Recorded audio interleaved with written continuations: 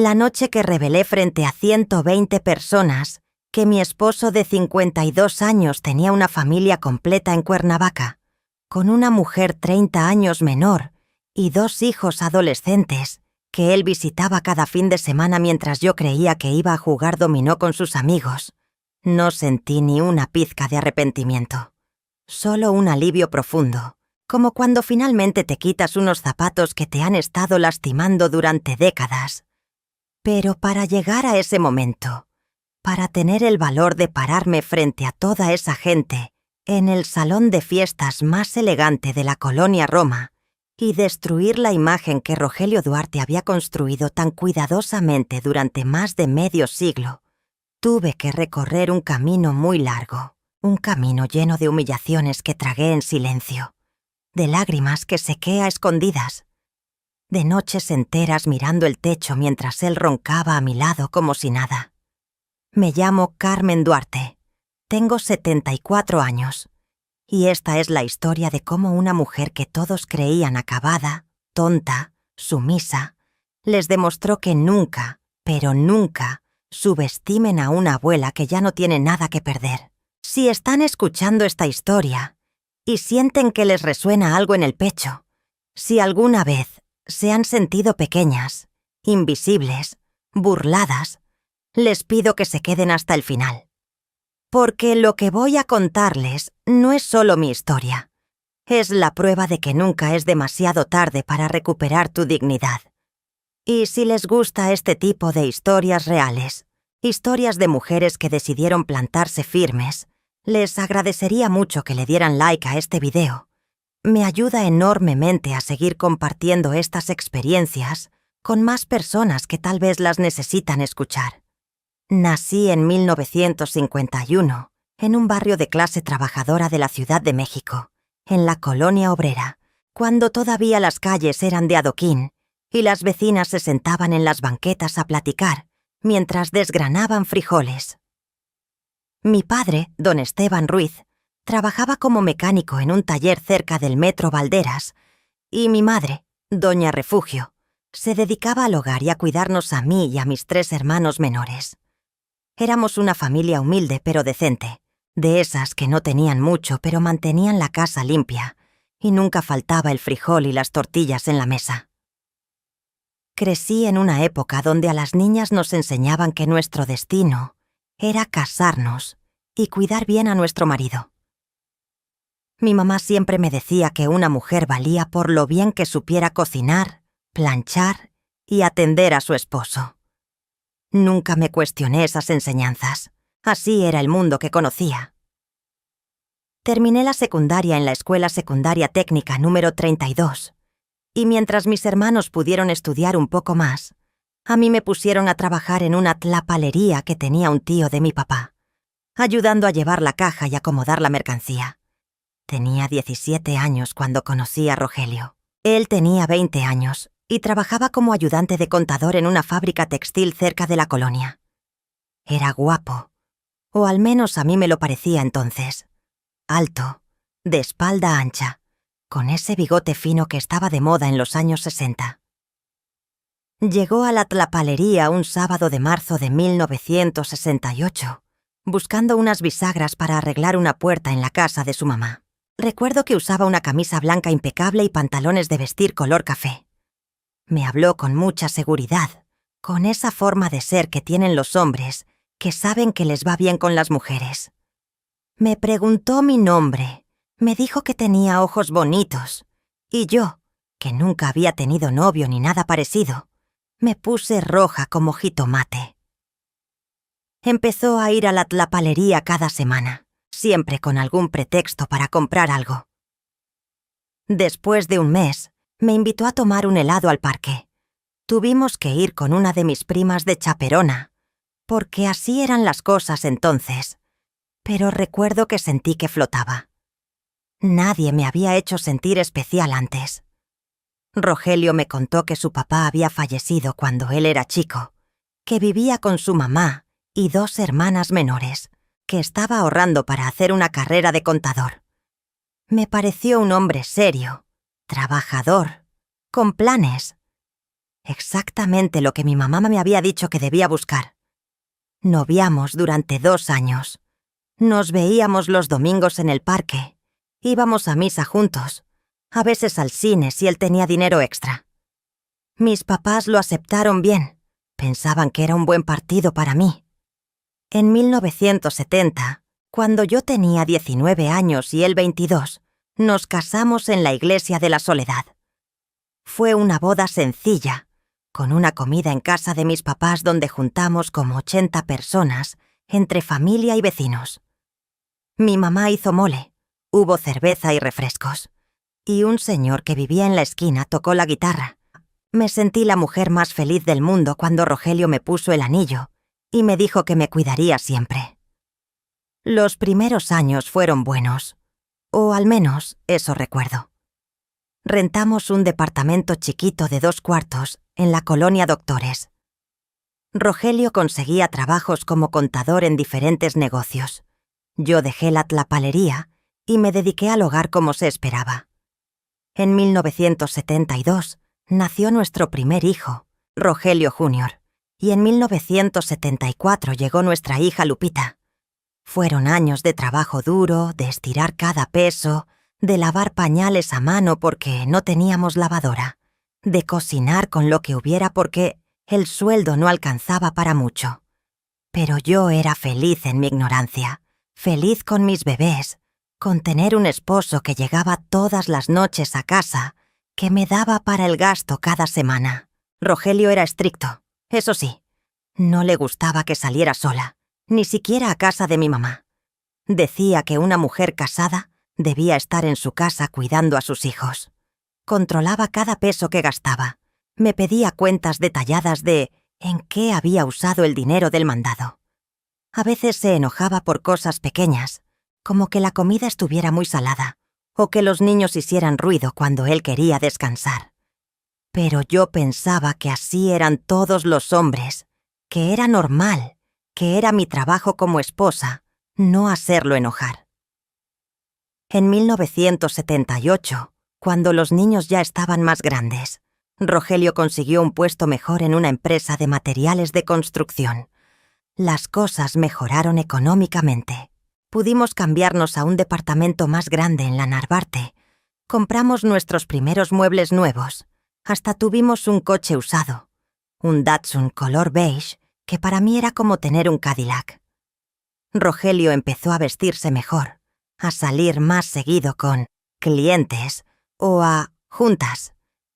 Yo estaba tan ocupada con los niños, con la casa, con ser la esposa perfecta que él exigía, que no me di cuenta cuando empezaron las señales.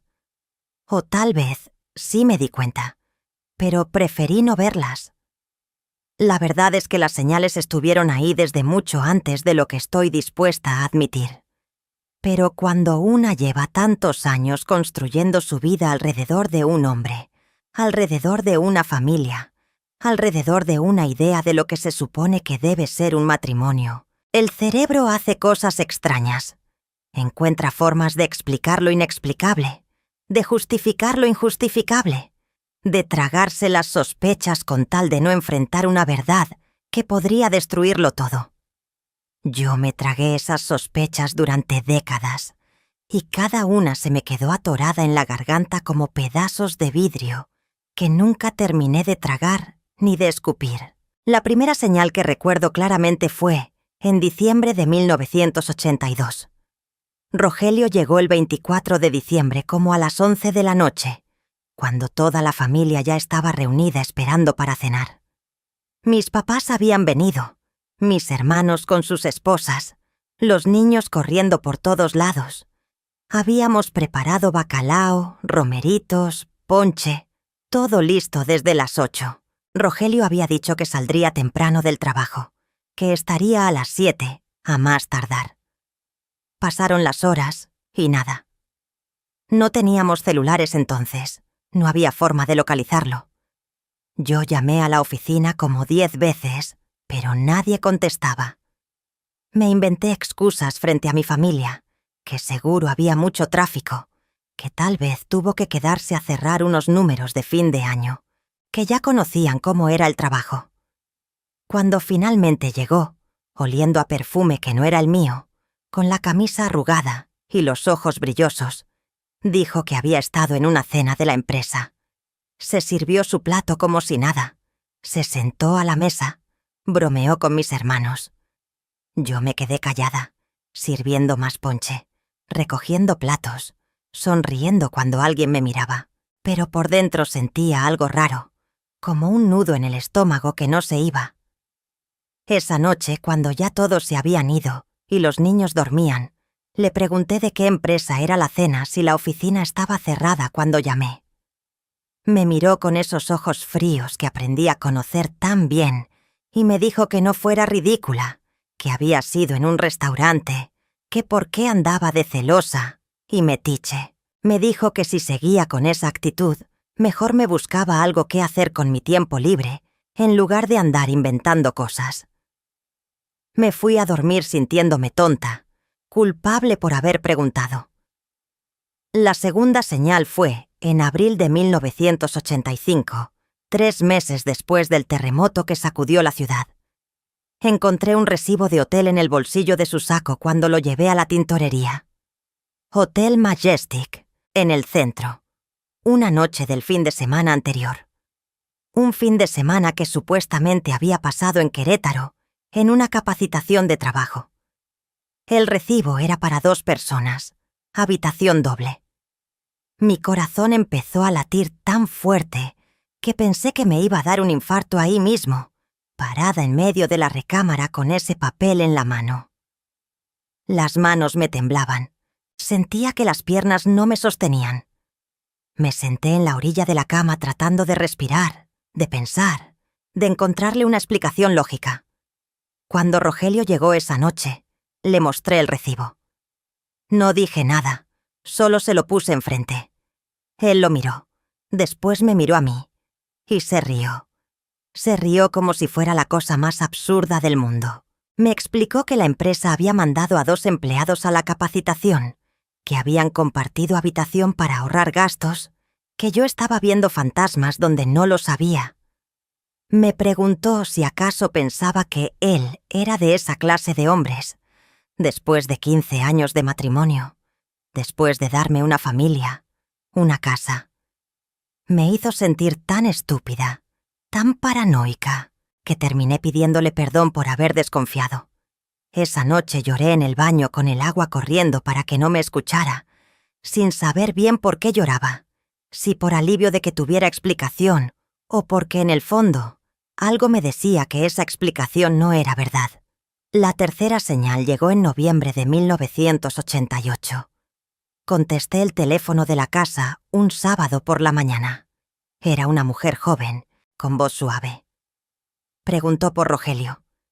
Le dije que no estaba, que había salido, que si quería dejarle algún recado. Hubo un silencio largo del otro lado de la línea. Podía escuchar su respiración. Después dijo que no había problema, que llamaría después. Colgó antes de que pudiera preguntarle quién era. Algo en esa llamada me dejó un sabor amargo en la boca, la forma en que había preguntado por él, con demasiada familiaridad, con ese tono que una usa cuando conoce bien a alguien. Cuando Rogelio regresó, le comenté de la llamada. Me preguntó cómo sonaba la voz, qué había dicho exactamente. Le conté. Se encogió de hombros y dijo que probablemente era alguien de la oficina, que varias de las secretarias tenían su número de casa para emergencias. Siguió viendo la televisión como si nada. Pero yo no podía quitarme esa llamada de la cabeza. Pasé días dándole vueltas, preguntándome quién sería, por qué había colgado tan rápido, por qué había ese silencio incómodo cuando le dije que era su esposa. Empecé a poner atención a las llamadas que llegaban a la casa. Varias veces contestaba y colgaban sin decir nada. Cuando le comentaba a Rogelio, decía que eran llamadas equivocadas, que qué tenía de raro. Y yo asentía, porque ¿qué otra cosa podía hacer? No tenía pruebas de nada, solo esta sensación en el pecho que no se iba, este presentimiento que trataba de ignorar porque, Aceptarlo significaba aceptar que mi matrimonio tal vez no era lo que yo creía. La cuarta señal fue en febrero de 1992. Rogelio empezó a llegar tarde los viernes, siempre con la misma excusa, que se quedaba echando unas chelas con los compañeros de la oficina, que era importante para mantener buenas relaciones laborales. Al principio era una vez al mes, después cada 15 días, después cada viernes sin falta. Llegaba como a las 11, 12 de la noche, a veces más tarde, oliendo a cerveza, a cigarros, a perfume, siempre a perfume. Perfumes diferentes, dulces, fuertes, de mujer. Cuando le preguntaba de dónde venía ese olor, decía que seguro era de alguna mesera del bar, que estaba muy lleno, que la gente se empujaba. Yo lavaba sus camisas el sábado por la mañana y el olor a perfume se quedaba en mis manos como un recordatorio de algo que no quería enfrentar. Los niños ya eran adolescentes para entonces. Rogelio Jr. tenía 20 años y estudiaba ingeniería, Lupita 18, y estaba en la preparatoria. Empezaron a notar que su papá casi nunca estaba en casa los fines de semana. Los sábados decía que tenía que ir a revisar unas cosas al trabajo. Los domingos que había quedado de jugar, dominó con unos amigos. Yo cocinaba comidas completas que se quedaban en la estufa porque él no llegaba a comer. Planchaba su ropa, limpiaba la casa, esperaba, siempre esperando. La quinta señal me dolió más que todas las anteriores juntas. Fue en mayo de 1995, el día del cumpleaños número 25 de nuestro matrimonio. Yo había planeado una comida especial. Había comprado un pastel en la pastelería de la esquina. Había invitado a mis papás y hermanos. Me puse un vestido nuevo que había comprado con dinero que había ahorrado durante meses de lo del mandado. Me arreglé el pelo, me maquillé, me puse el perfume que a él le gustaba. O que le gustaba antes, porque ya ni me recordaba cuál le gustaba. Tenía 44 años, pero me sentía vieja, cansada, como si hubiera vivido el doble. Rogelio llegó a las 10 de la noche. Ni siquiera recordaba que era nuestro aniversario. Cuando entró y vio la mesa todavía puesta, el pastel intacto, a mi familia, que ya se estaba yendo porque era tardísimo, solo dijo que había tenido mucho trabajo, que no pensó que fuera para tanto. Mi mamá me abrazó antes de irse y me dijo bajito que yo merecía más, pero yo solo negué con la cabeza. Esa noche corté el pastel sola, en la cocina, con las lágrimas cayendo sobre el betún. Me comí un pedazo parada junto al fregadero, mascando y tragando mientras lloraba, saboreando la humillación junto con el chocolate. La sexta señal vino en forma de dinero que faltaba. Rogelio siempre había manejado las finanzas de la casa, pero en 1998 noté que me daba menos dinero para el gasto. Cuando le preguntaba, decía que las cosas estaban difíciles en el trabajo, que había que apretar el cinturón. Pero él seguía comprándose trajes nuevos, zapatos caros, se cambió de coche. Tenía un Tsuru del año, nuevecito, mientras me decía que no alcanzaba para arreglar la lavadora que llevaba meses descompuesta. Yo lavaba la ropa a mano, con las manos agrietadas del jabón y el agua fría, mientras él salía reluciente en su coche nuevo a sus supuestas juntas de trabajo. Una tarde de julio de ese año, buscando unos papeles del Seguro Social en su estudio, encontré estados de cuenta de una cuenta de banco que no conocía. Había retiros grandes, cada mes, siempre de cantidades similares. 5.000 pesos, 6.000, 8.000. Dinero que salía de esa cuenta que yo no sabía que existía, dinero que supuestamente no teníamos. Me quedé ahí sentada en su silla, viendo esos papeles, haciendo cuentas mentales. Con lo que gastaba cada mes de esa cuenta oculta, podríamos haber tenido una vida mucho más cómoda. Podría haber arreglado la lavadora, comprado ropa nueva, ayudado más a los niños con sus estudios. Guardé los papeles exactamente donde los encontré. Esa noche, mientras preparaba la cena, Pensé en confrontarlo. Ensayé en mi mente las palabras que le diría, las preguntas que le haría. Pero cuando llegó y se sentó a la mesa, cuando me miró con esa cara de cansancio y fastidio que ponía últimamente cada vez que me veía, las palabras se me quedaron atoradas. Me dio miedo. Miedo de su reacción, miedo de pelear, miedo de lo que podría descubrir si empezaba a escarbar. Así que me tragué las preguntas junto con la cena y nunca le dije nada sobre esa cuenta. La séptima señal fue la que casi me rompe. En diciembre del 2000, Lupita se iba a casar. Habíamos planeado una boda bonita, sencilla pero digna. Rogelio había prometido pagar todo. Era nuestra única hija. Decía que se merecía una boda linda. Pero 2 meses antes de la boda, me dijo que no tenía el dinero, que había surgido un gasto imprevisto en el trabajo, que tendríamos que hacer algo más modesto. Tuve que pedirle prestado a mis hermanos, empeñar unas cadenas de oro que mi mamá me había heredado, pedir ayuda a los compadres. La vergüenza que sentí al tener que andar pidiendo prestado para casar a mi hija, mientras Rogelio se compraba un reloj nuevo que vi en su muñeca 3 días antes de la boda, es algo que nunca voy a olvidar. El día de la boda, mientras veía a Lupita caminar hacia el altar con su vestido, que había costado tantos sacrificios, tantas súplicas, tantas humillaciones, algo dentro de mí se endureció.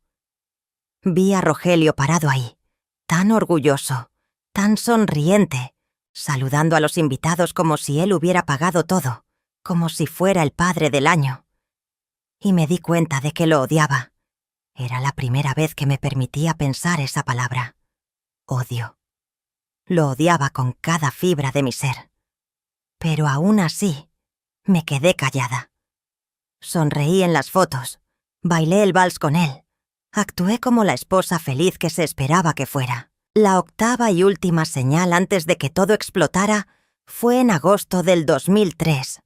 Mi hijo Rogelio Jr. vino a visitarme un día que su papá no estaba. Tenía 31 años, ya estaba casado. Trabajaba como ingeniero en una empresa petrolera. Se sentó en la mesa de la cocina y me dijo que necesitaba hablar conmigo. Me contó que un amigo suyo había visto a su papá en Cuernavaca, en el Zócalo, con una mujer joven y 2 chavos adolescentes. Que se veían como familia, que el amigo no quiso saludar porque le pareció raro, pero que pensó que debía decírselo a él, y él pensó que debía decírmelo a mí. Sentí que el piso se abría bajo mis pies.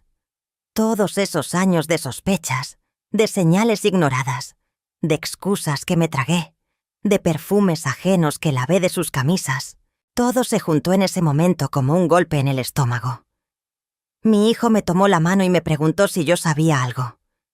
Le dije que no, que seguro era un malentendido, que su papá no sería capaz. Pero mi voz sonaba hueca hasta para mí. Rogelio Jr. me miró con tanta tristeza, con tanta lástima, que tuve que voltear hacia otro lado. Me dijo que si necesitaba ayuda, que si quería investigar, que él me apoyaba. Asentí sin decir nada, y él se fue dejándome sola en esa cocina donde había pasado 33 años de mi vida cocinando, limpiando, esperando. Esa noche no dormí. Me quedé despierta viendo el techo, escuchando los ronquidos de Rogelio a mi lado. Me pregunté cuántas veces habría dormido en otra cama, con otra mujer, mientras yo lo esperaba en casa. Me pregunté si esos chavos adolescentes serían sus hijos, si tenía otra familia, otra vida que yo no conocía. Me pregunté cuántos años llevaba viviendo esa mentira. Pero, sobre todo, me pregunté qué iban a hacer al respecto. Porque una cosa era sospechar, y otra muy diferente era saber. Y ahora que sabía, o al menos que tenía suficiente información para buscar la verdad, tenía que decidir si quería seguir siendo la tonta que se hace de la vista gorda, o si finalmente iba a hacer algo. Durante los siguientes 3 años, del 2003 al 2006, viví en un estado extraño de negación consciente. Sabía que probablemente mi hijo tenía razón, que probablemente Rogelio me estaba engañando, tal vez desde hacía años, tal vez desde siempre. Pero enfrentar esa verdad significaba destruir todo lo que había construido durante casi 40 años de matrimonio. Significaba admitir que había desperdiciado mi vida con un hombre que no me valoraba. Significaba quedarme sola a mis 50 y tantos años, cuando todas mis amigas seguían casadas, cuando en mi generación divorciarse era casi como llevar una marca de fracaso en la frente. Así que hice lo que hacen muchas mujeres de mi edad. Me hundí más en mi rutina. Me volqué en mis nietos. Lupita ya tenía 2 bebés preciosos, y Rogelio Jr. 1. Pasaba mis días yendo de casa en casa, cuidando a los niños, cocinando para mis hijos, siendo la abuela perfecta. Cuando estaba con ellos podía olvidarme por un rato de la vida que llevaba en casa con Rogelio. Podía fingir que todo estaba bien, que era una mujer completa y feliz, ocupada con su familia. Rogelio cada vez pasaba menos tiempo en casa. Los viernes por la noche se convirtieron en fines de semana completos fuera. Decía que tenía que viajar por trabajo, que supervisar obras en otros estados, que reuniones importantes. Se iba el viernes por la mañana y regresaba el domingo por la noche, o el lunes temprano. A veces pasaban 2 semanas sin que lo viera más de un par de horas. Vivíamos bajo el mismo techo, pero éramos extraños. Ya ni siquiera discutíamos porque, para discutir tienes que importarle a alguien, y yo había dejado de importarle hacía mucho tiempo. En esos años también empezó algo peor que la ausencia, la burla pública. Rogelio había ascendido en su empresa. Ahora era el gerente general de una compañía constructora medianamente grande. Teníamos más dinero que nunca. Nos habíamos mudado a un departamento mejor en la colonia del Valle. Teníamos 2 coches. Yo tenía una sirvienta que venía 3 veces por semana. Pero todo ese dinero no compraba respeto. La primera vez que me humilló en público fue en una cena de la empresa en diciembre del 2004. Había como 50 personas, empleados y sus esposas, en un restaurante elegante de Polanco. Yo me había arreglado lo mejor que pude. Llevaba un vestido azul marino que había comprado especialmente para la ocasión. Me había peinado en el salón. Pensé que tal vez, en ese ambiente, Rogelio se comportaría como un esposo atento, que tal vez me presentaría con orgullo. En lugar de eso, cuando llegamos, él inmediatamente se fue con sus empleados, dejándome sola en la mesa con las otras esposas que apenas conocía. Durante la cena, uno de sus socios contó un chiste sobre esposas gordas. Todas las mujeres nos quedamos calladas, incómodas. Rogelio se rió a carcajadas y dijo, con toda la mesa escuchando, que él sabía muy bien de eso, que su esposa antes cabía en vestido talla chica y ahora necesitaba ir a la tienda de tallas grandes. Se rió. Todos se rieron.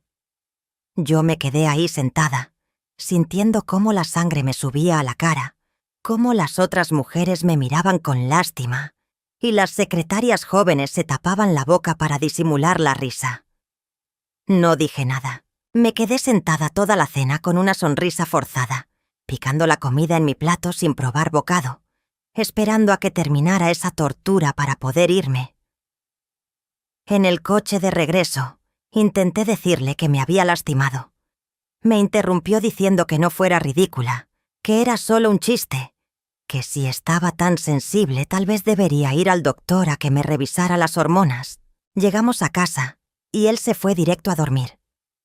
Yo me quedé en la sala, en la oscuridad, llorando en silencio. Pero eso fue solo el principio. A partir de ahí, las burlas en público se volvieron su forma favorita de relacionarse conmigo cuando había gente presente. En reuniones familiares me hacía comentarios sobre mi edad, sobre mis arrugas, sobre mi peso. Decía que antes yo era bonita, pero que los años no perdonan. Cuando yo cocinaba para las reuniones en nuestra casa, criticaba la comida frente a los invitados. Decía que antes sabía cocinar mejor, que ya se le estaba olvidando el sazón a la vieja. Siempre con una sonrisa, siempre haciéndolo parecer como bromas inofensivas. Pero el veneno estaba ahí, en cada palabra. Sus hermanas, que venían a visitarnos de vez en cuando, se reían con él.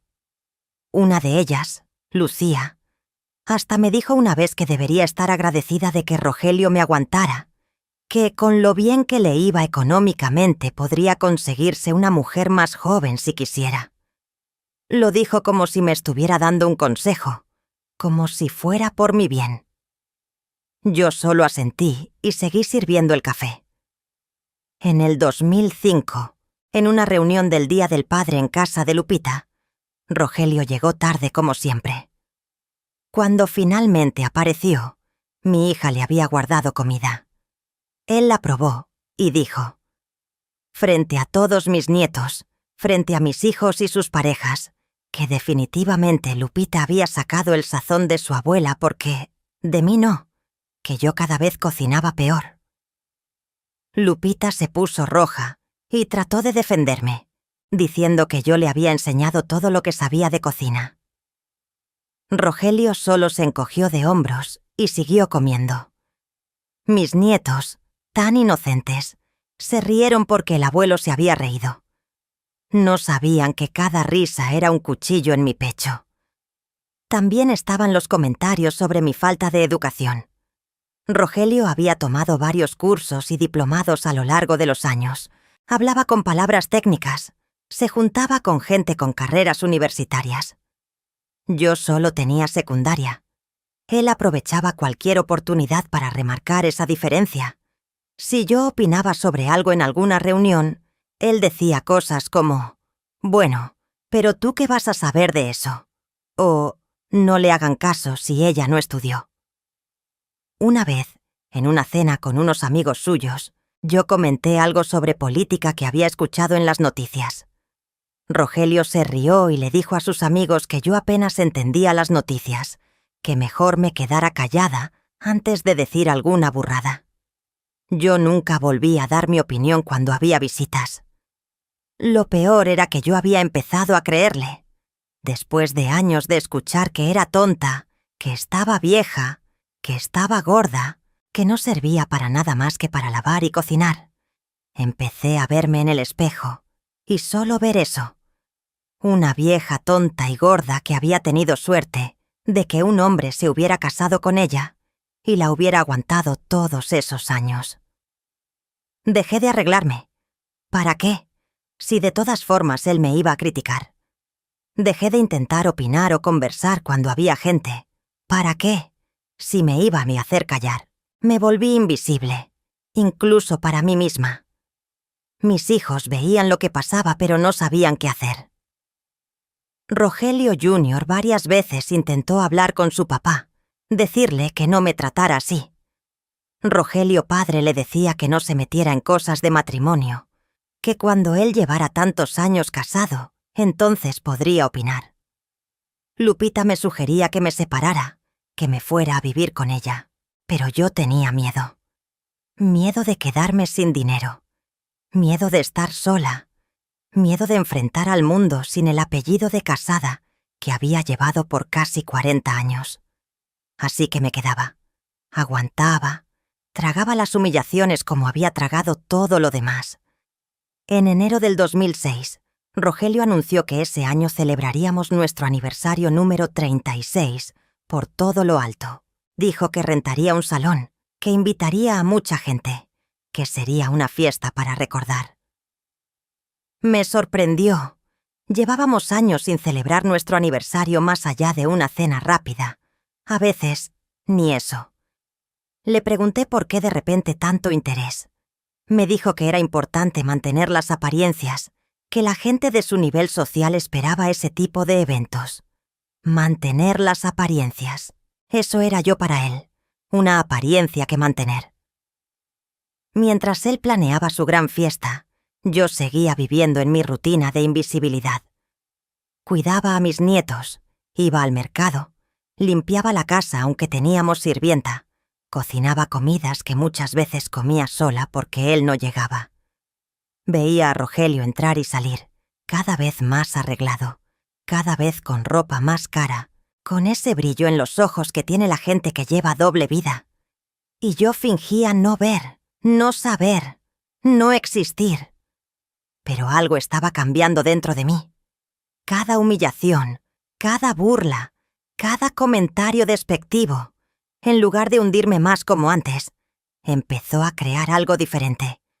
Una rabia fría, calculada, que crecía despacito en algún lugar profundo de mi pecho. Ya no lloraba tanto. En lugar de llorar, observaba. Observaba cómo Rogelio guardaba su celular cada vez que yo entraba a la habitación. Observaba cómo se perfumaba más cuando decía que tenía que salir los fines de semana.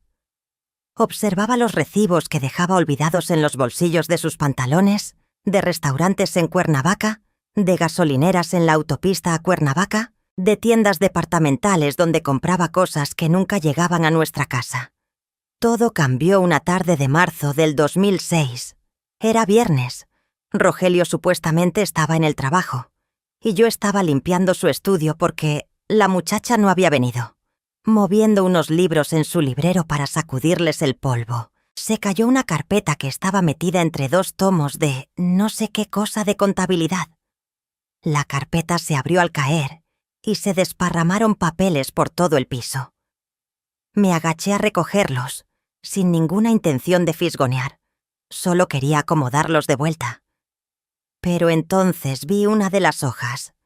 Era un acta de nacimiento, de un niño llamado Rogelio Duarte Mendoza, nacido el 12 de agosto de 1989. El padre, Rogelio Duarte Sánchez, mi Rogelio. La madre, Patricia Mendoza Ruiz. No reconocí el nombre. El niño tendría ahorita 17 años.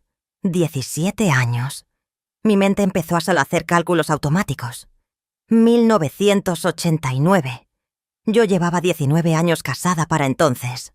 Rogelio Jr. tenía 17 y Lupita 15. Yo estaba criando a mis 2 hijos, lavando pañales y haciendo comida, y él estaba embarazando a otra mujer. Mis manos temblaban tanto que casi no podía sostener el papel. Seguí viendo los demás documentos. Otra acta de nacimiento. Carla Duarte Mendoza. Nacida el 3 de febrero de 1992. Mismos padres. Otra hija. Otra familia.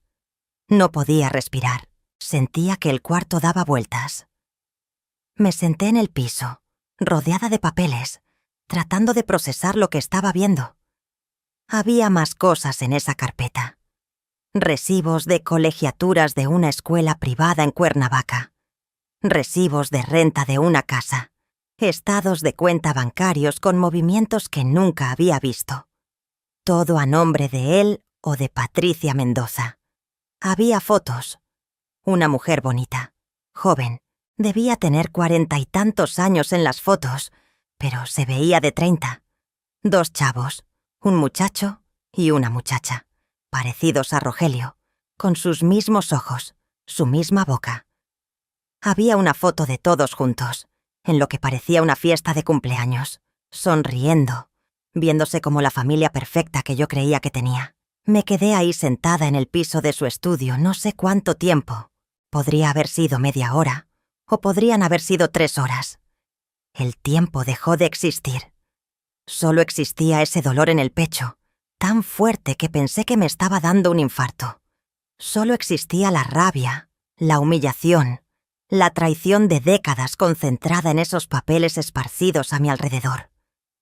Solo existía la evidencia innegable de que mi matrimonio había sido una mentira, de que yo había sido una tonta, de que mientras yo lavaba su ropa y cocinaba sus comidas y aguantaba sus burlas, él tenía otra vida completa con otra mujer, otros hijos, otra familia.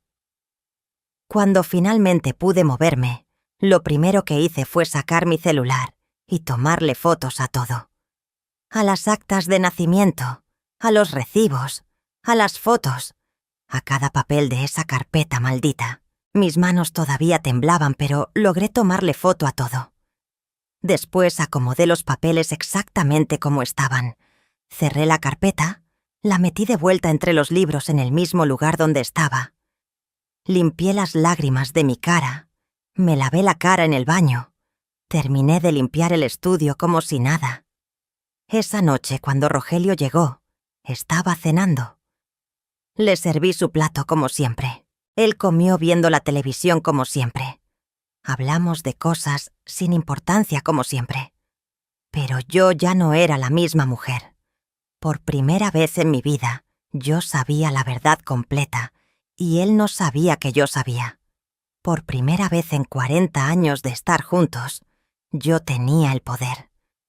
Y esa sensación, aunque venía envuelta en dolor y traición, también traía algo más, una claridad fría y dura que nunca había sentido antes.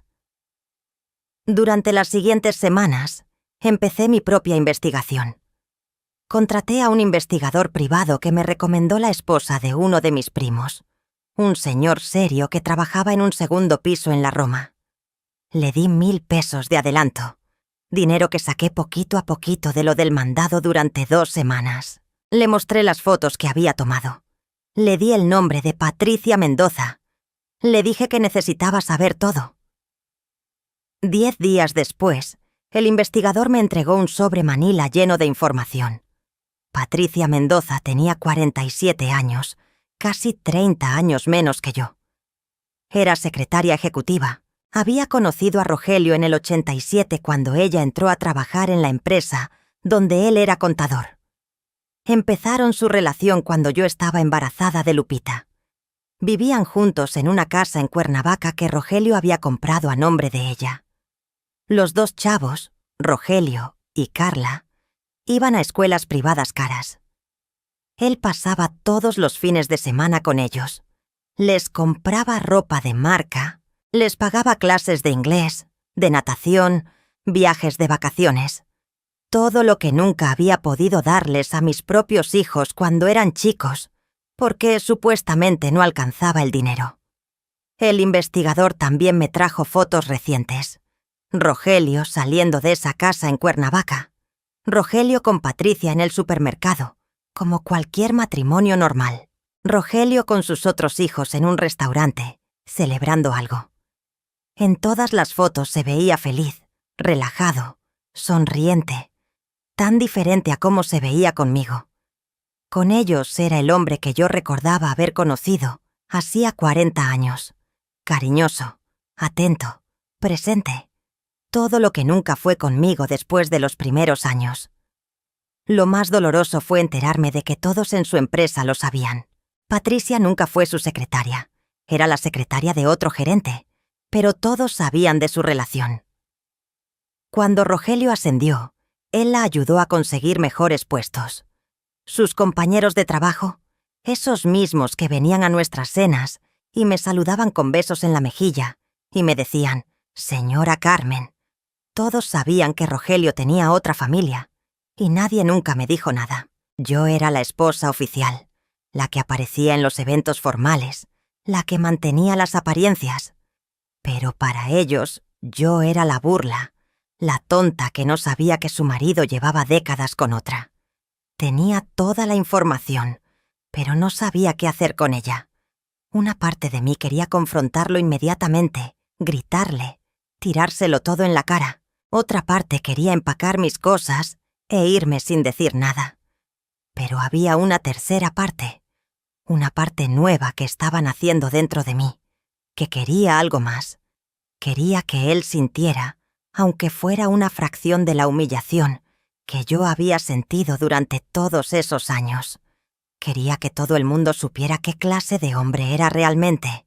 Quería justicia, pero también tenía miedo. Rogelio manejaba todo el dinero. La casa estaba a su nombre, los coches, todo.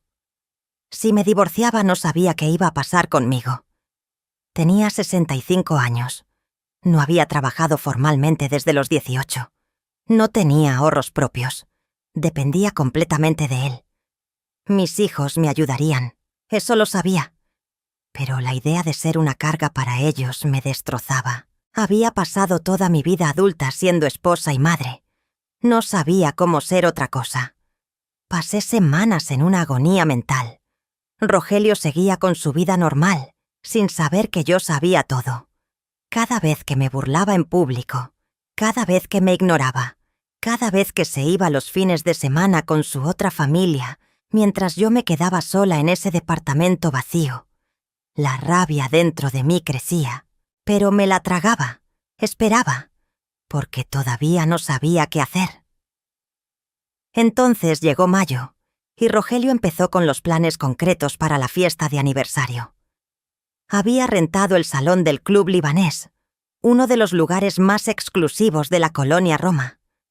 Iba a invitar a más de 100 personas, sus jefes, sus empleados, nuestras familias, amigos, conocidos.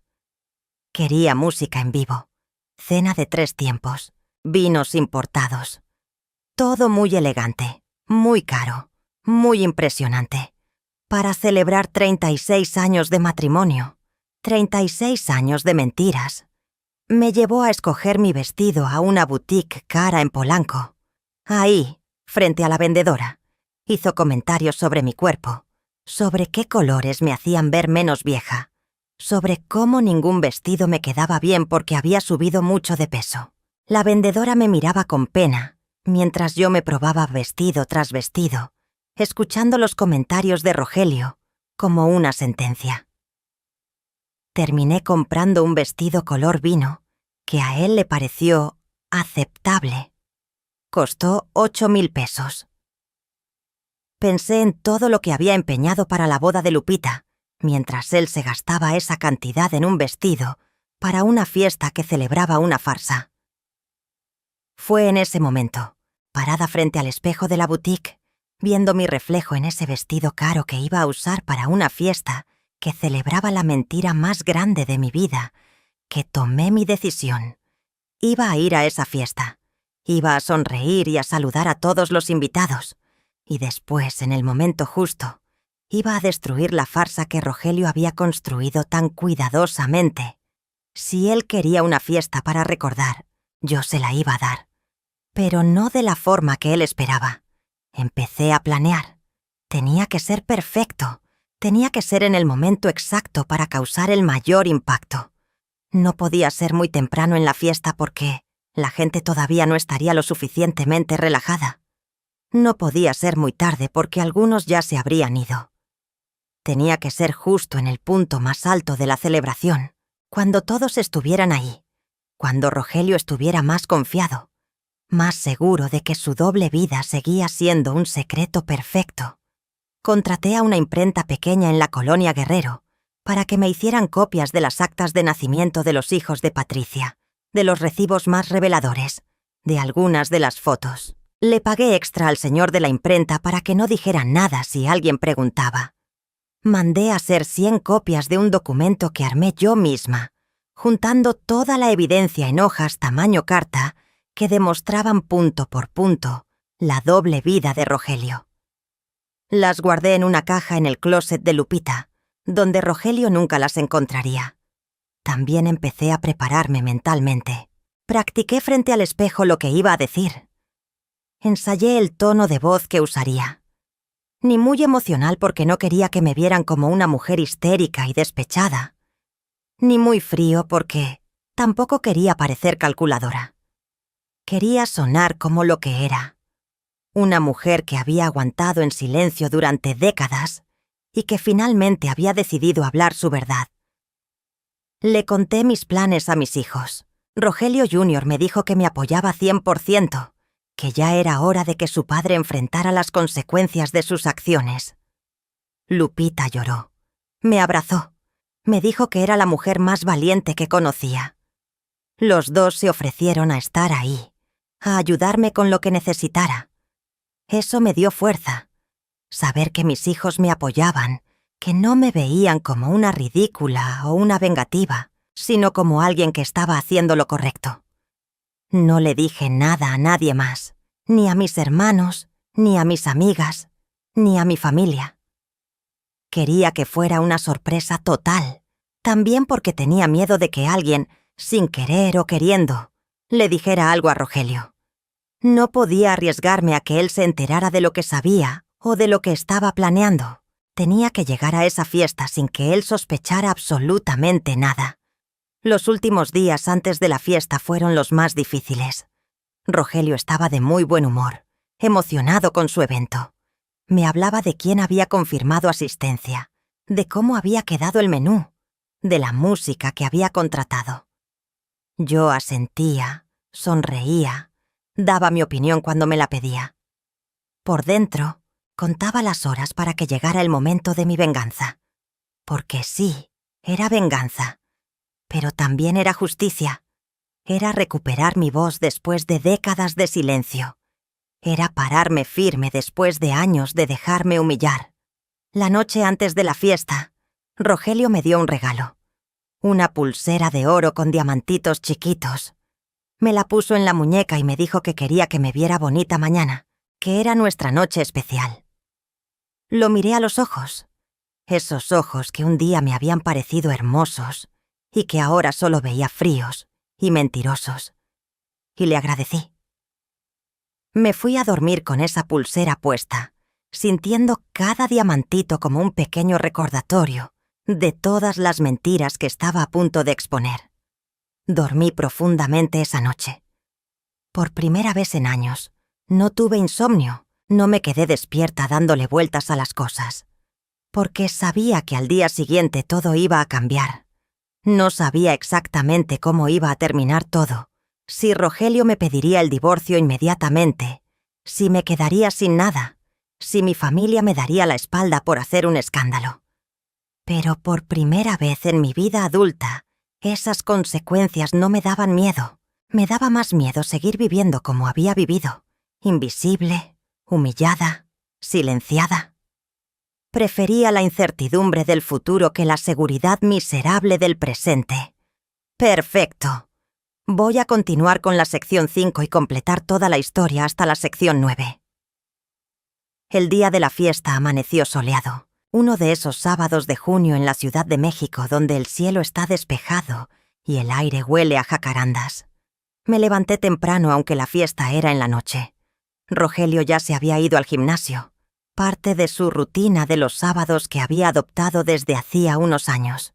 Seguramente después pasaría por la peluquería a cortarse el pelo, a arreglarse las uñas, a verse impecable para su gran noche.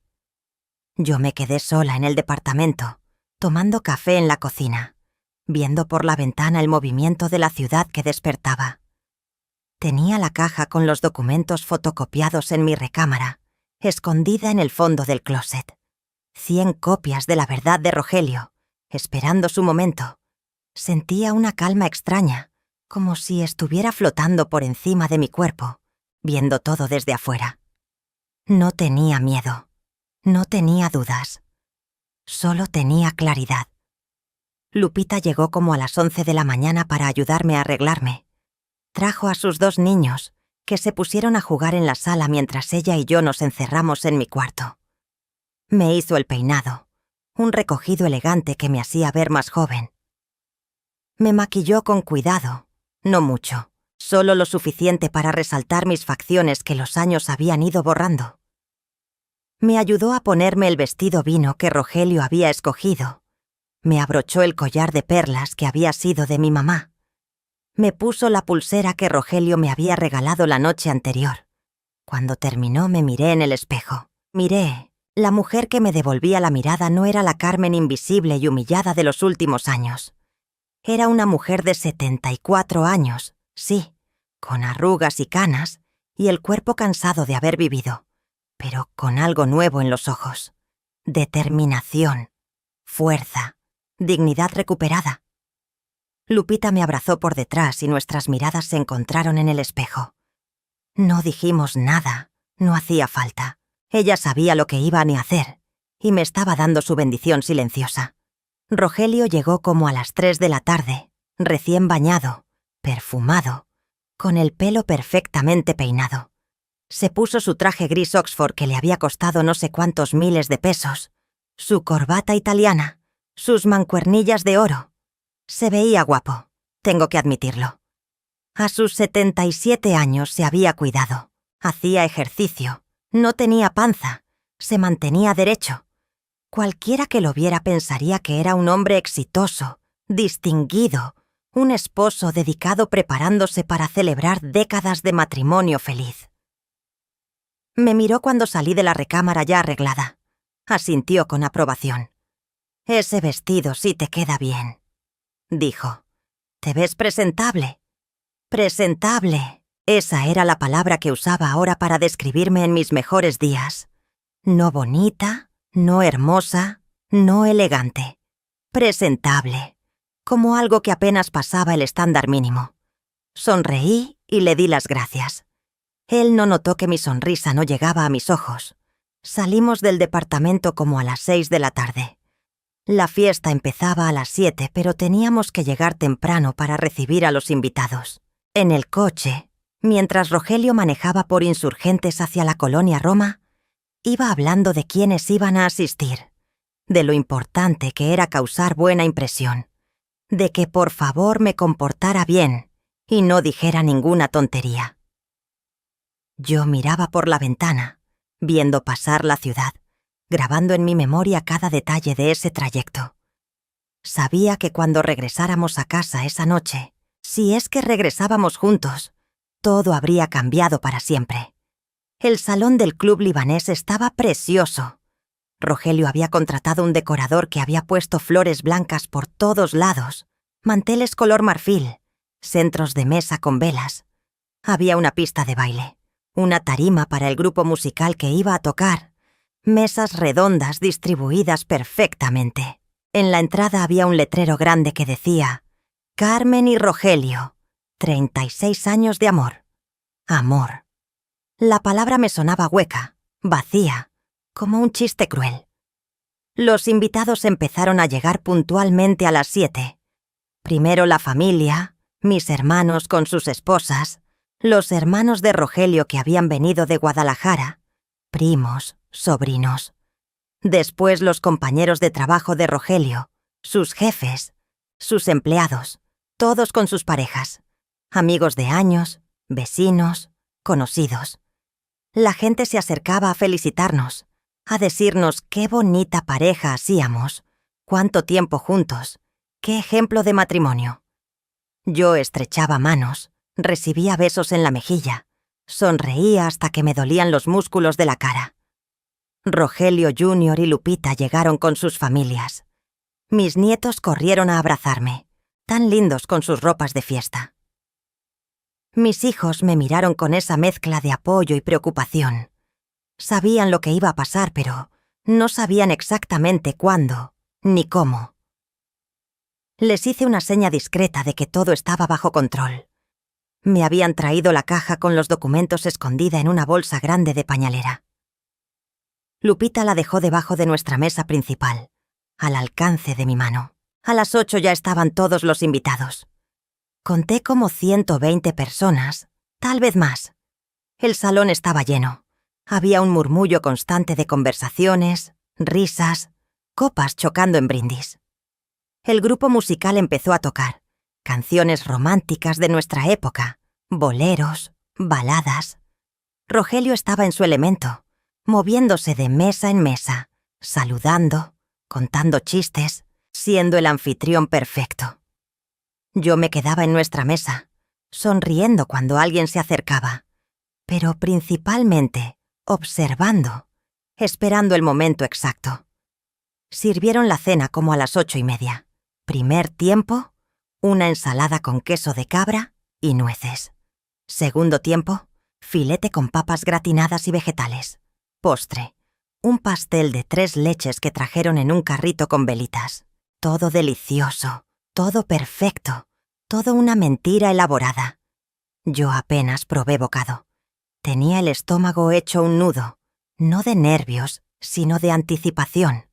Como cuando sabes que algo grande está por pasar y tu cuerpo se prepara para ello. Durante la cena, varios de los compañeros de trabajo de Rogelio se acercaron al micrófono para dar discursos. Hablaron de qué gran jefe era, qué gran compañero, qué gran hombre de familia.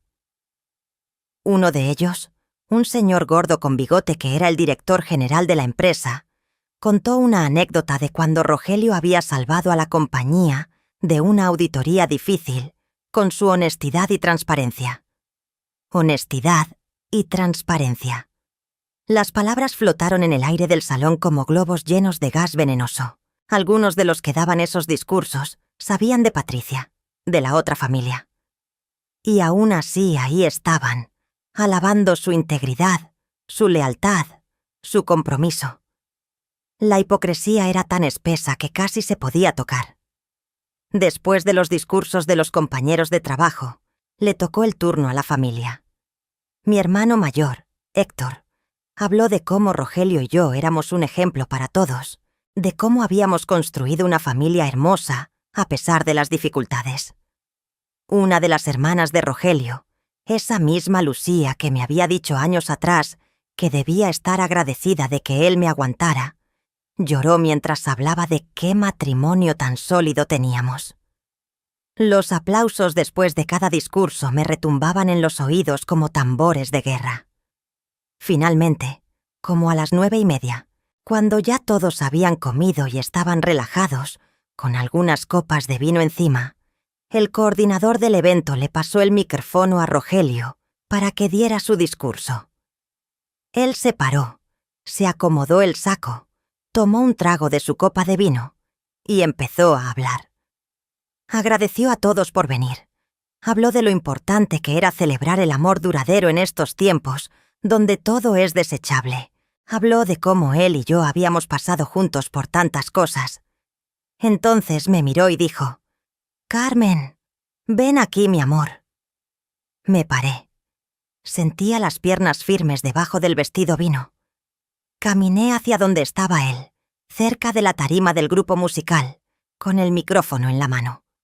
Todos nos miraban, sonriendo, esperando el momento romántico del esposo dedicado, declarando su amor eterno. Rogelio me pasó el brazo por los hombros y siguió hablando. Dijo que yo había sido una esposa ejemplar, que le había dado 2 hijos maravillosos, que había cuidado de nuestra casa durante todos estos años, que él no hubiera podido tener la carrera exitosa que tuvo sin mi apoyo incondicional. Apoyo incondicional. Así llamaba él a mis décadas de silencio, de tragarse humillaciones, de hacerse de la vista gorda. La gente aplaudía. Algunas mujeres se secaban las lágrimas. Rogelio me dio un beso en la mejilla, de esos besos públicos y vacíos que había aprendido a odiar. Después me extendió el micrófono. «Es tu turno, mi amor». Di unas palabras. Dijo con esa sonrisa encantadora que usaba para las cámaras y los eventos sociales. Tomé el micrófono. Mi mano no temblaba. Miré a Rogelio a los ojos y vi confianza total ahí. Él estaba seguro de que yo diría las palabras apropiadas, que agradecería por estos años maravillosos, que seguiría manteniendo la farsa que él necesitaba. Nunca se le ocurrió que yo pudiera hacer otra cosa. Esa era su arrogancia. Creer que me conocía, creer que me tenía controlada, creer que yo era tan predecible y manejable como siempre. Respiré profundo. El salón se quedó en silencio, todos esperando escuchar las palabras amorosas de la esposa agradecida. Y entonces hablé. «Buenas noches a todos. Gracias por acompañarnos en esta celebración. 36 años de matrimonio son muchos años.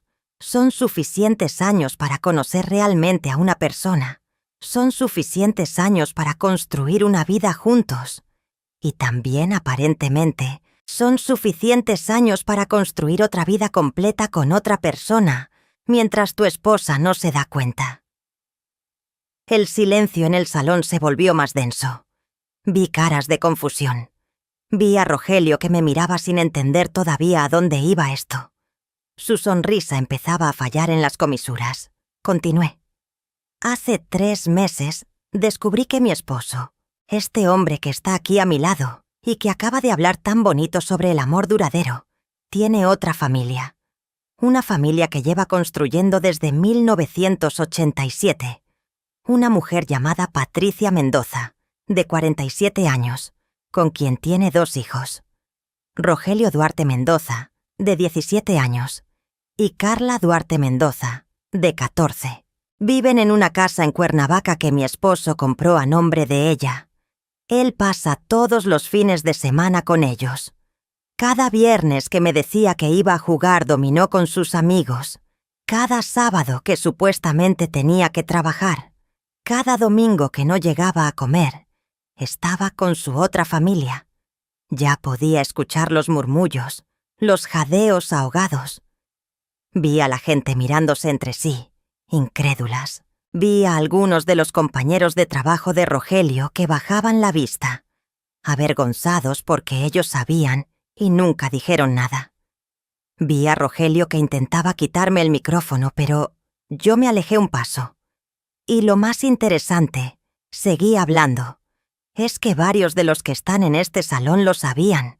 Sus compañeros de trabajo sabían. Tal vez algunos familiares sospechaban. Pero nadie me dijo nada. Durante 19 años esta mentira ha existido. Y yo fui la única tonta que no sabía. La única que creía que su matrimonio era real. Rogelio finalmente encontró su voz. «Carmen, ya basta. Dame el micrófono. Estás haciendo un ridículo». Su cara estaba roja, las venas del cuello se le marcaban. Pero yo seguí hablando. «No, Rogelio. El ridículo lo has hecho tú durante 19 años. El ridículo lo hiciste cada vez que me humillaste en público. Cada vez que te burlaste de mi peso, de mi edad, de mi falta de educación, mientras tú tenías una amante joven. El ridículo lo hiciste cuando me dijiste que no teníamos dinero para la boda de nuestra hija, mientras le comprabas coches nuevos a tus otros hijos. El ridículo lo hiciste cuando celebraste cumpleaños y navidades con tu otra familia, mientras yo te esperaba en casa». Le hice una seña a Lupita. Ella entendió inmediatamente y trajo la caja de documentos. La abrí ahí mismo, frente a todos. Saqué las copias que había mandado hacer. Actas de nacimiento, recibos, fotos. Las empecé a mostrar mientras hablaba. Para los que piensan que estoy inventando esto, aquí están las pruebas. Actas de nacimiento originales de sus otros 2 hijos, donde él aparece como padre. Recibos de la casa en Cuernavaca. Estados de cuenta de una cuenta bancaria que yo no conocía, donde durante años ha estado depositando dinero para mantener su otra familia. Y fotos. Muchas fotos de él con Patricia y sus hijos, viéndose como la familia feliz que nunca fuimos nosotros. Rogelio Jr. y Lupita empezaron a repartir las copias entre las mesas. La gente las tomaba con manos temblorosas, las leían, se las pasaban unos a otros. El murmullo se convirtió en un rumor constante, como abejas en un panal alterado. Vi a mis hermanos leyendo los documentos con caras de incredulidad y rabia. Vi a las hermanas de Rogelio cubriéndose las bocas con las manos. Vi a sus jefes y compañeros de trabajo que no sabían dónde meterse. Rogelio intentó agarrarme del brazo, pero Rogelio Jr. se interpuso. «No la toques», le dijo a su padre con una voz que no admitía discusión. «Déjala hablar. Déjala decir todo lo que ha callado durante años por tu culpa».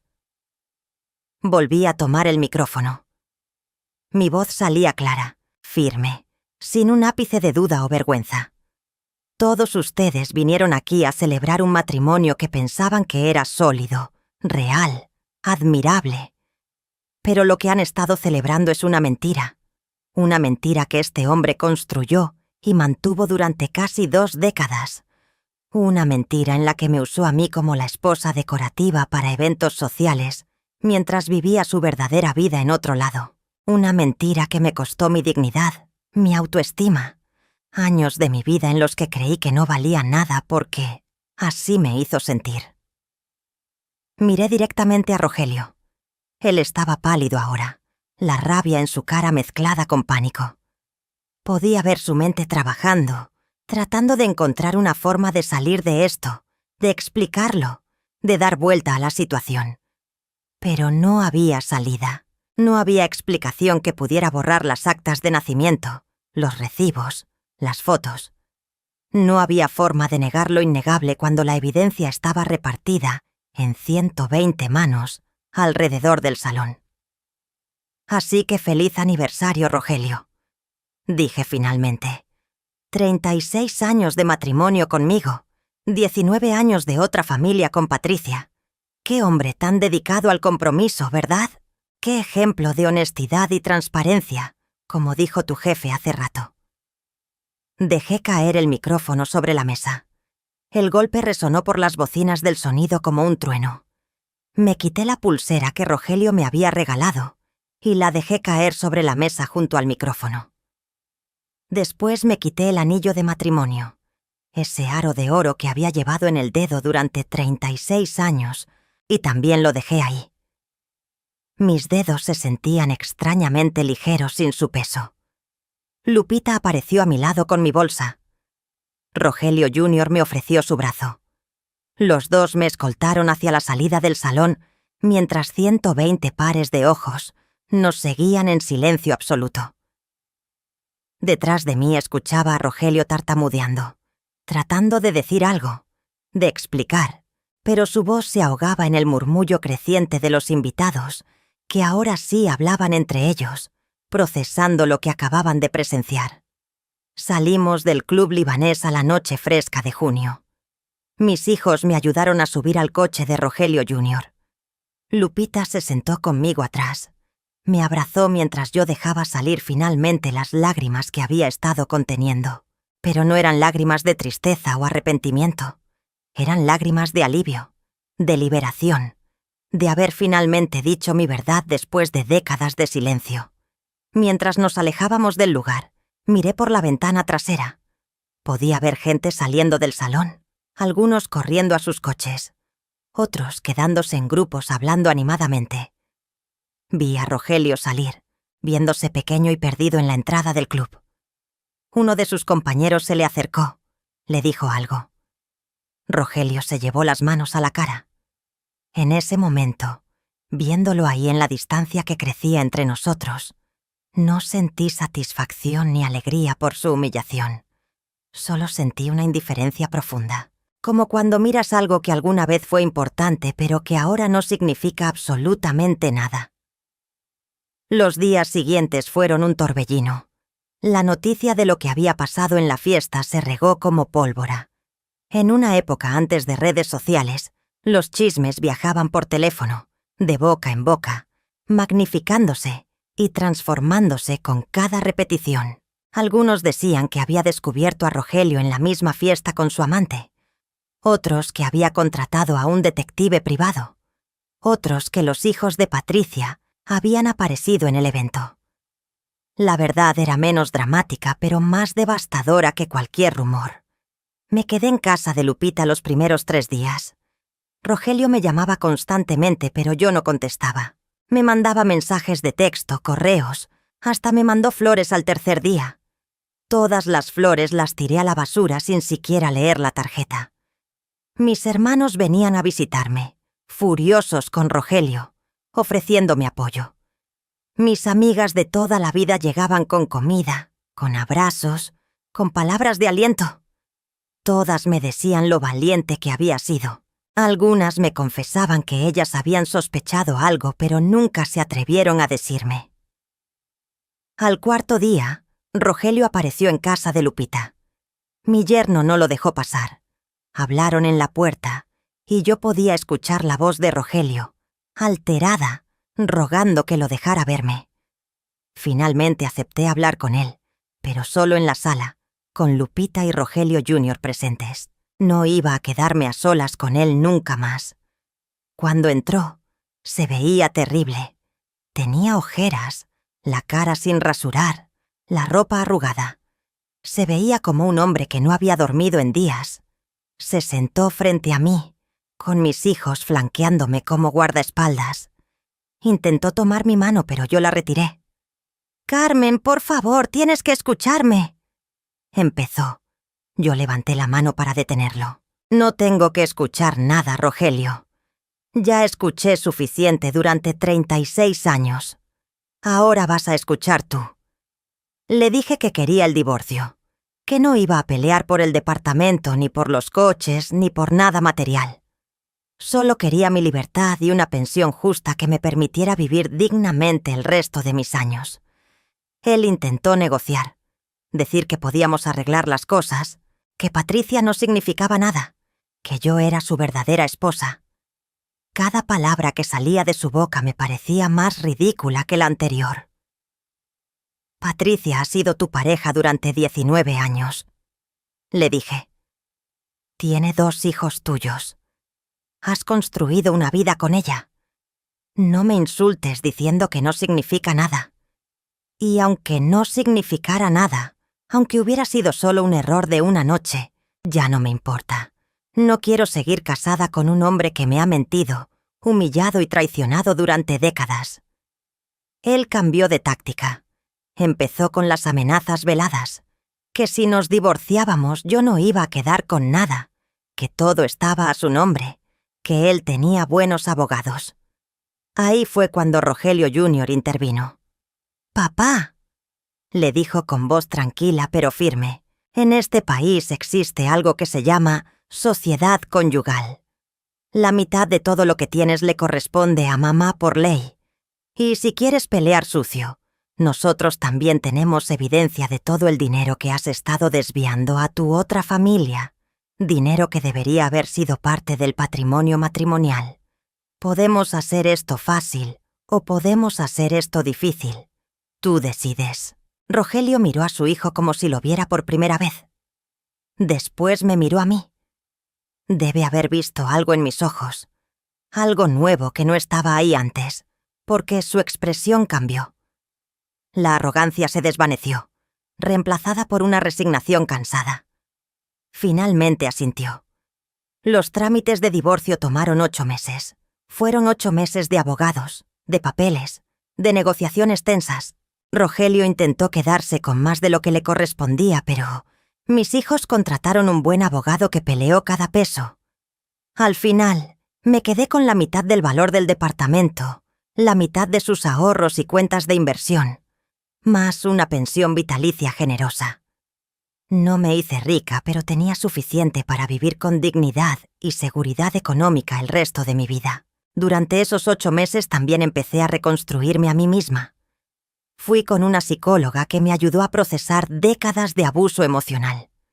Ahí aprendí que lo que Rogelio había hecho no era normal, que la forma en que me trataba no era culpa mía, que yo merecía respeto y dignidad. Fue doloroso enfrentar todo lo que había normalizado durante tantos años, todo lo que había aceptado porque pensaba que así debían ser las cosas. También me inscribí en un club de lectura en la biblioteca de mi colonia. Conocí a otras mujeres de mi edad, algunas viudas, otras divorciadas, otras solteras. Hablábamos de libros, de política, de nuestras vidas. Por primera vez en décadas tenía amigas que me conocían por mí misma, no como la esposa de Rogelio. Tenía conversaciones donde mi opinión importaba, donde nadie me hacía callar o me decía que era tonta. Empecé a hacer clases de yoga para la tercera edad en un gimnasio cerca de casa de Lupita. Mi cuerpo, que había descuidado durante años, empezó a sentirse más fuerte, más ágil. Perdí algo de peso, no por vanidad, sino porque me estaba cuidando, porque por primera vez en mi vida adulta estaba poniendo mi bienestar antes que las exigencias de un hombre. El divorcio se finalizó en febrero del 2007. Tenía 66 años y era oficialmente una mujer divorciada. Algunas personas de mi generación me miraban con lástima, como si hubiera fracasado en mi principal deber como mujer. Pero la mayoría, especialmente otras mujeres, me miraban con respeto, con admiración incluso. Me decían que yo había hecho lo que muchas no se atrevían. Con el dinero del divorcio renté un departamento pequeño pero bonito en la colonia Narvarte, cerca de mis hijos. Era un segundo piso en un edificio antiguo pero bien mantenido, con 2 recámaras, sala-comedor, cocina y un balconcito donde podía poner plantas.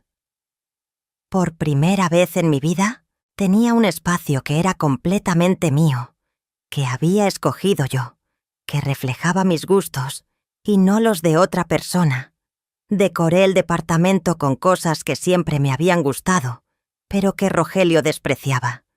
cortinas de colores alegres, cojines bordados que compré en un tianguis de artesanías, plantas por todos lados. En la pared de la sala colgué fotos de mis hijos y nietos, y una foto de mi mamá que siempre me había gustado pero que Rogelio nunca dejó que pusiera en la casa, porque decía que hacía ver el lugar como casa de viejitas. Mis hijos me visitaban constantemente. Lupita venía con los nietos 2 o 3 veces por semana. Rogelio Jr. pasaba a comer los domingos con su esposa e hijo. Cocinaba para ellos, las recetas de siempre, pero ahora disfrutaba haciéndolo porque lo hacía con amor, no por obligación ni para evitar críticas. Cuando algo me salía demasiado salado o demasiado dulce, nos reíamos y pedíamos comida china. Nadie me criticaba, nadie me hacía sentir mal. También reconecté con viejas amistades que había perdido durante mi matrimonio, amigas de la secundaria con las que había dejado de hablar porque Rogelio no le gustaba que saliera. Primas con las que había tenido roces por defender a Rogelio, cuando ellas intentaron advertirme sobre él. Poco a poco, fui tejiendo de nuevo una red de relaciones que me sostenía, que me recordaba quién era yo más allá de ser esposa o madre. Un día de abril del 2007, como 2 meses después del divorcio, estaba en el mercado comprando verduras cuando me encontré con una de las empleadas que trabajaba en la empresa de Rogelio. Una mujer joven, de unos 30 y tantos años, que había estado en la fiesta de aniversario. Me reconoció y se acercó tímidamente. «Señora Carmen», me dijo, «solo quería decirle que lo que hizo usted esa noche fue lo más valiente que he visto. Yo estoy en una situación parecida con mi esposo, y verla a usted pararse ahí y decir su verdad me dio fuerza. Todavía no me atrevo a hacer nada al respecto, pero por lo menos ahora sé que es posible». Nos abrazamos ahí mismo entre los puestos de verduras y las señoras que vendían flores. Esa conversación me hizo dar cuenta de que mi acción había tenido un impacto más allá de mi propia vida.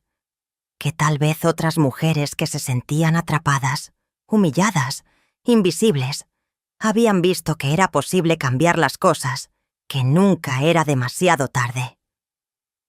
Esa tarde, llegando a mi departamento, me senté en mi balconcito a tomar café y a pensar.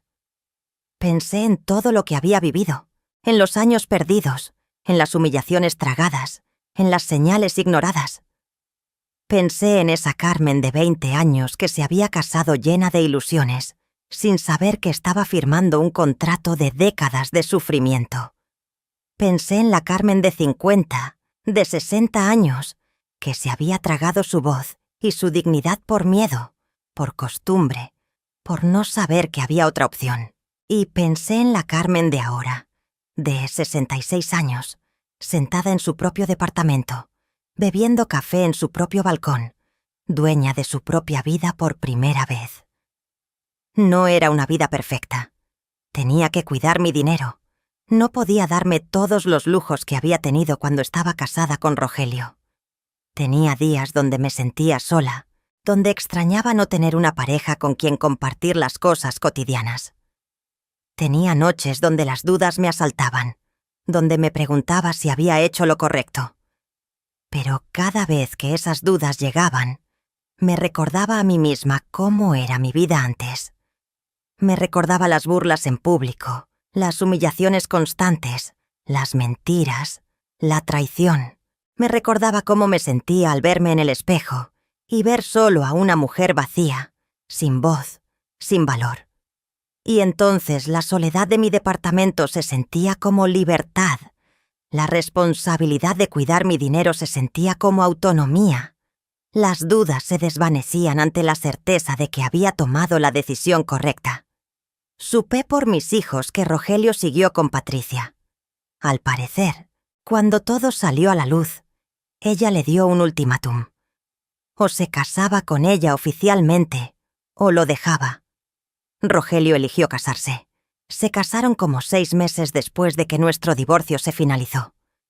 Mis hijos me preguntaron si me molestaba. Les dije que no, que después de décadas con él, Patricia se lo merecía. que ojalá ella tuviera mejor suerte que yo, aunque lo dudaba. Los hombres como Rogelio no cambian, solo encuentran nuevas víctimas. También supe que la exposición pública de su doble vida afectó su carrera. Aunque no lo despidieron, sí lo pasaron a un puesto menos visible, con menos responsabilidad. Al parecer, sus jefes decidieron que un hombre capaz de mantener una mentira tan elaborada durante tantos años no era confiable para manejar las finanzas de la empresa. La ironía era deliciosa. Pasaron los meses y me fui acomodando a mi nueva vida. Seguía yendo a mi club de lectura, a mis clases de yoga, a cuidar a mis nietos. Me inscribí en un taller de cocina mexicana tradicional en Casa de la Cultura. Ahí aprendí recetas nuevas, técnicas que no conocía, y también hice más amigas. El instructor del taller, un chef jubilado de unos 70 años, siempre me felicitaba por mi sazón. Decía que se notaba que cocinaba con amor. Sus palabras me llegaban al corazón de una forma que las críticas de Rogelio nunca habían podido. En agosto del 2007, celebré mi cumpleaños número 67. Mis hijos organizaron una comida en casa de Rogelio Jr. Invitaron a mis hermanos, a mis amigas del club de lectura, a algunas vecinas de mi nuevo edificio. Fueron como 25 personas. Lupita hizo un pastel. Mis nietos me cantaron las mañanitas. Me dieron regalos sencillos pero significativos. Un chal tejido, una planta para mi balcón, un libro de poemas de Rosario Castellanos. Me sentí querida, valorada, vista. Durante la comida mi hermano Héctor se paró y dio un brindis.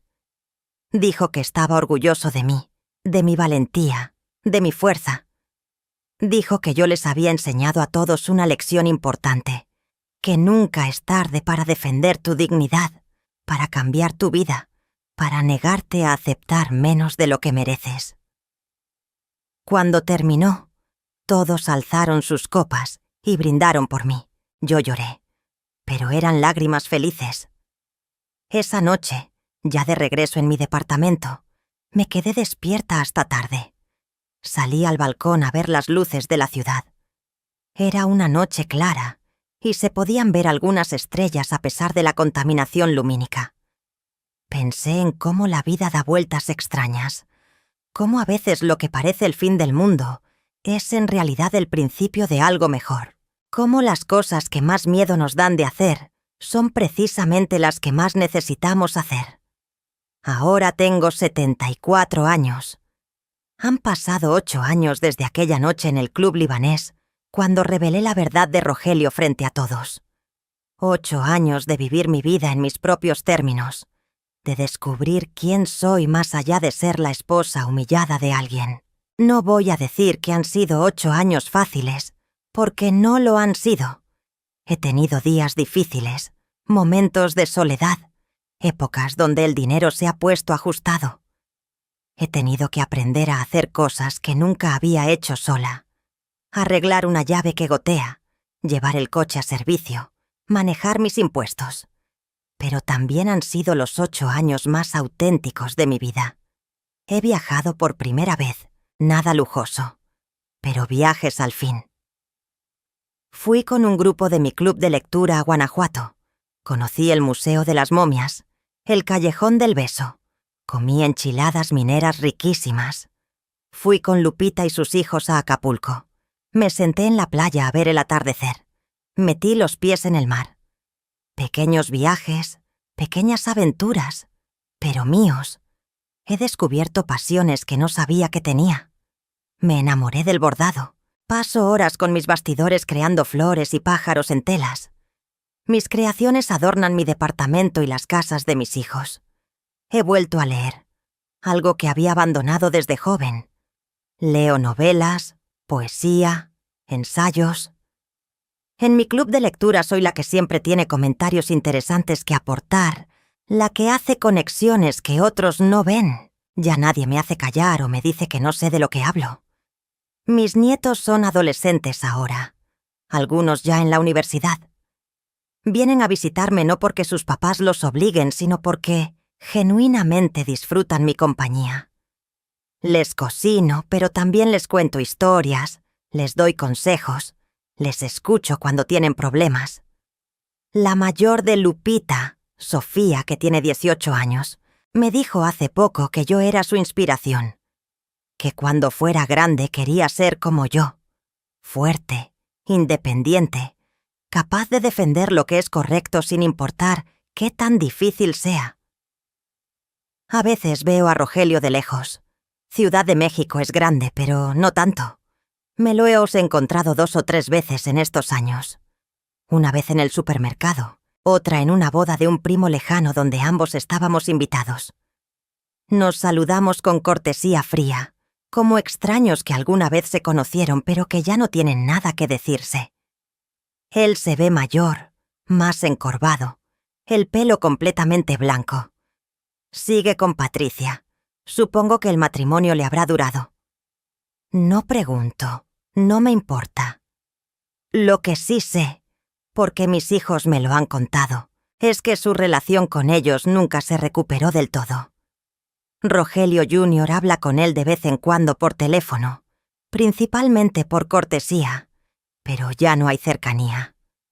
Lupita prácticamente no le habla, no lo invita a las fiestas de sus hijos, no lo incluye en las reuniones familiares. Rogelio padre perdió mucho más que una esposa aquella noche en el club libanés. Perdió el respeto de sus hijos, la admiración de su familia, su reputación. Ganó su libertad para estar oficialmente con Patricia, pero a un costo muy alto. Yo, en cambio, siento que gané todo. Gané mi voz, mi dignidad, mi autonomía. Gané el respeto de mis hijos y nietos. Gané amigas verdaderas que me conocen y me aprecian.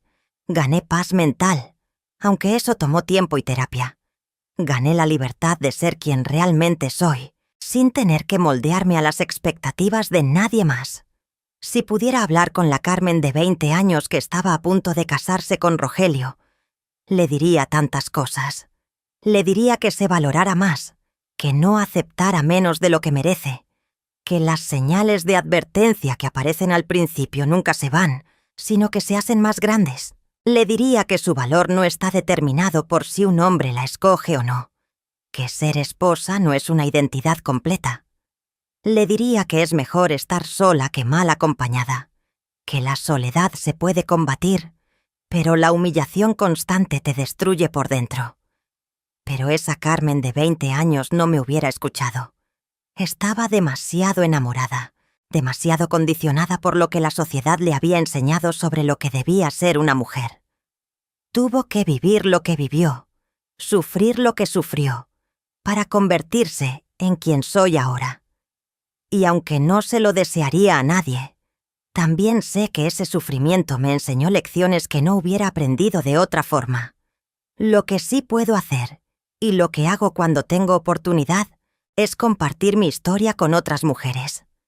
Especialmente con mujeres de mi generación, que están atrapadas en matrimonios infelices, que aguantan humillaciones por miedo o costumbre, que creen que ya es demasiado tarde para cambiar sus vidas.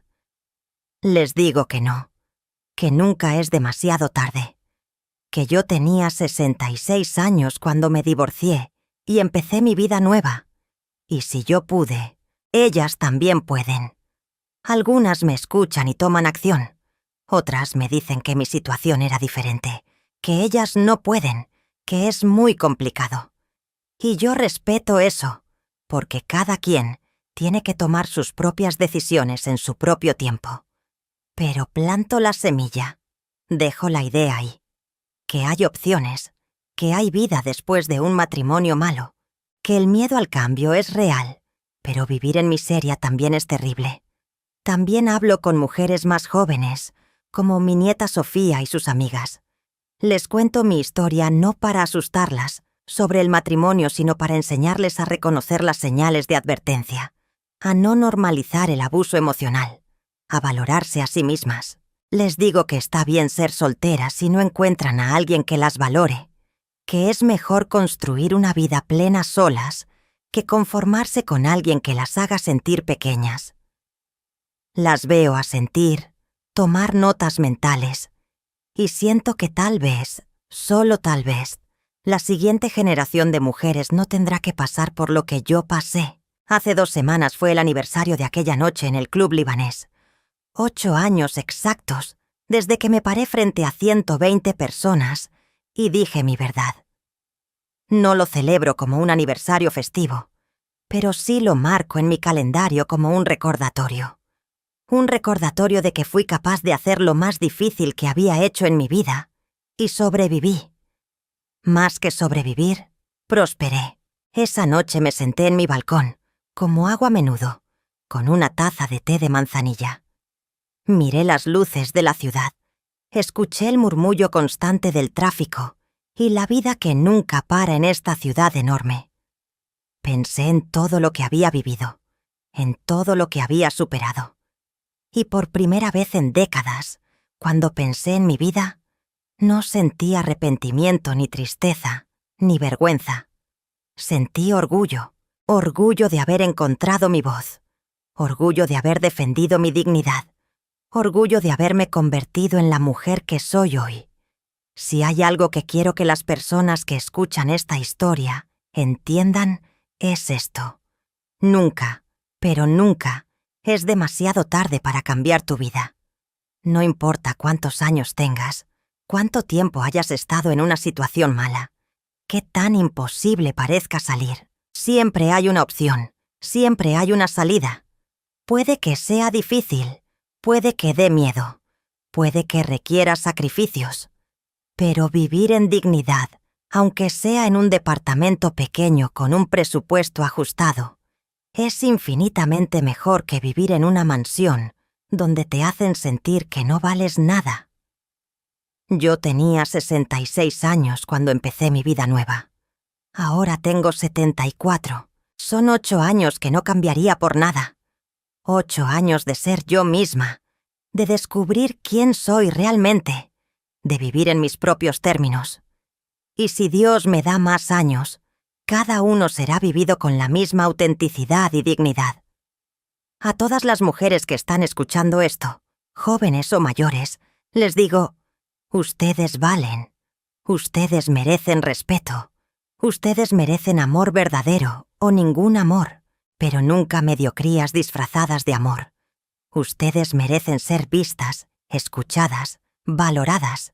Y si el mundo, o su pareja, o su familia, o quien sea, no las ve, no las escucha, no las valora, entonces búsquense a sí mismas, porque al final del día, la relación más importante que tienen es con ustedes mismas. Nunca la traicionen por complacer a otros. Y a las abuelas, a las mujeres de mi generación que piensan que ya pasó su tiempo, que ya no pueden cambiar nada. Mírenme. Yo lo hice a los 66 y fue la mejor decisión de mi vida. Ustedes también pueden. Nunca es tarde para defender su dignidad. Nunca es tarde para decir su verdad. Nunca es tarde para empezar de nuevo. Esta ha sido mi historia. La historia de Carmen Duarte, una mujer que fue burla por años y que finalmente decidió que ya era suficiente. Una mujer que eligió su dignidad sobre su comodidad, su verdad sobre las apariencias. Una mujer que a los 74 años vive más plena y auténticamente de lo que vivió en los primeros 66 años de su vida. Si esta historia les resonó, si les llegó al corazón, si conocen a alguien que necesite escucharla, les pido que compartan este video, que le den like, que dejen un comentario contándome de qué país nos están viendo o si han vivido algo similar. Cada vez que ustedes interactúan con estos videos, ayudan a que lleguen a más personas, a más mujeres, que tal vez necesitan escuchar que no están solas, que hay salida, que hay esperanza. Gracias por escuchar mi historia. Gracias por permitirme compartir esta parte tan profunda de mi vida. Y recuerden siempre, nunca es tarde para recuperar su dignidad. Nunca es tarde para vivir su verdad. Los quiero mucho. Cuídense, valórense. Y nunca, nunca dejen que nadie les haga sentir que no valen. Hasta la próxima historia.